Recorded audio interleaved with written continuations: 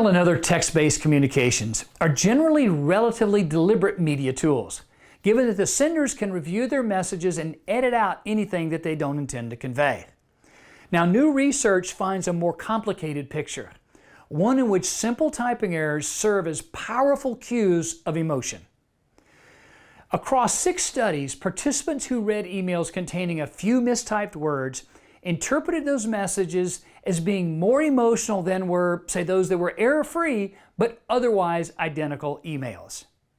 In one study, 598 participants read a message from a manager dressing down an employee who had failed to submit a report on time. Now, the version read by one group of participants contained 3 typos, where the version read by the second group had 0. Those who read the email with errors rated the manager as significantly angrier than did those who read the error-free message. And somewhat surprisingly, a subsequent experiment showed that that pattern held true when the email concerned a happy event. In that instance, typos increased perceptions of the message writer's joy. According to the researcher, when people observe something that is unexpected, such as a typo, they think and seek to find a reason for it.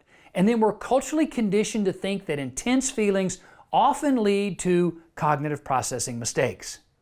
Hence, communication errors act as an amplifier of the perceived intensity of an otherwise expressed emotion. Now, despite all this, there is a silver lining.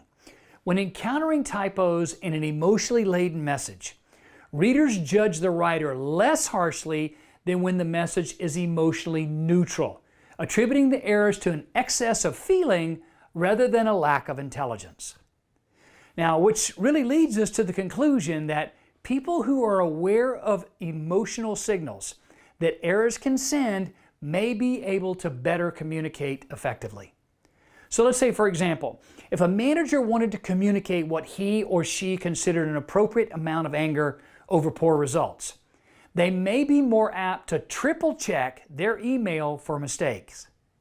The lesson here: check every email you write, especially when you're emotional. Typos do matter, but just not how you might have thought. My suggestion: write it out, then let it sit for an hour. Come back and read it when your emotions are not as heightened, whether good or bad. Your reflection may prompt you to change your wording to be less emotional. And in that way, your messaging will not be left to interpretation and will be better understood by others.